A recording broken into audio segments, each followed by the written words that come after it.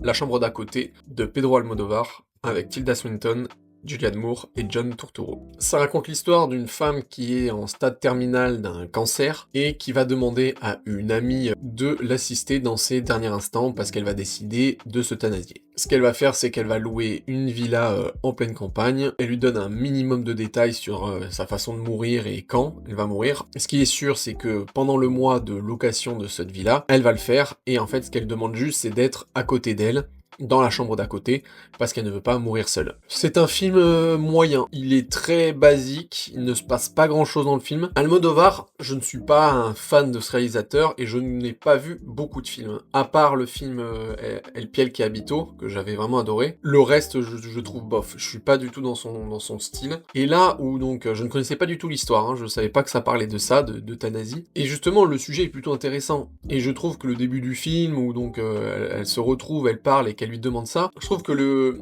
ce qu'elle dit, Tilda Swinton, les arguments qu'elle donne, la façon dont elle parle, qu'elle parle de la mort, de comment elle veut être, je trouve ça pas mal, mais il y a rien de plus en fait, ce film, ce n'est rien de plus. Et Julianne Moore, je trouve qu'elle apporte pas grand chose au final au film. Ok, on voit qu'elle aime son ami, qu'elle a envie de l'aider, tout ça, mais son côté aversion avec la mort, je trouve qu'il y a pas assez de sujets transcendants, philosophiques là-dessus en fait, entre les deux. C'est plus Tilda Swinton qui va lui expliquer pourquoi elle veut mourir et tout, et l'autre qui va plus ou moins accepter. Donc ouais, je le trouve pas hyper prenant, touchant, dramatique même. Et aussi, alors la musique, j'aime pas la musique, je sais pas si c'est systématique au film d'Almodovar, mais ça se calme un peu vers la fin, mais au début du film, il y a des musiques, oh là là, ça fait années 60, en plus c'est très prenant par-dessus le son du film, donc je trouve que c'est dérangeant. À côté de ça, il a inséré quelques trucs de la vie politique d'aujourd'hui, donc à savoir MeToo par exemple, les dérives de MeToo. Alors autant ça, j'ai bien aimé cette scène-là avec le prof de sport, mais après à un moment donné, avec le personnage de John Turturro qui est lui à fond un écologiste engagé, qui parle de réchauffement climatique, du danger de l'extrême droite. T'as envie de dire, mais qu'est-ce que ça fout là? Je veux dire, Almodovar, si t'as envie de parler de ça, ouais, dis-le dans un tweet sur X, ou alors fais un film dessus. Parce qu'en fait, je trouve que là, je veux dire, ça n'a aucun rapport. Ça te parle du film, des relations des deux personnes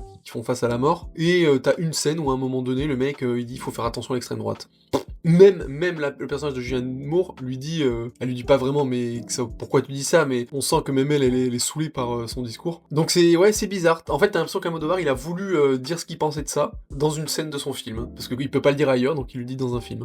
Et du coup, je trouvais que ça avait pas trop intérêt. Bref, je sais pas, si vous êtes fan d'Almodovar, peut-être que vous allez aimer ce film, si vous êtes aussi hyper sensible à cette cause de l'euthanasie aussi. Mais alors par exemple, si je dois comparer avec un film du même genre, je vous conseille un film français qui s'appelle Quelques heures de printemps, qui est sublime, et je pense qu'il n'y a pas meilleur comme film sur ce sujet-là, qui vaut 100 fois ce film. Mais bon, en tout cas, voilà, si vous voulez voir ce film, allez-y, mais moi, je l'ai trouvé bof.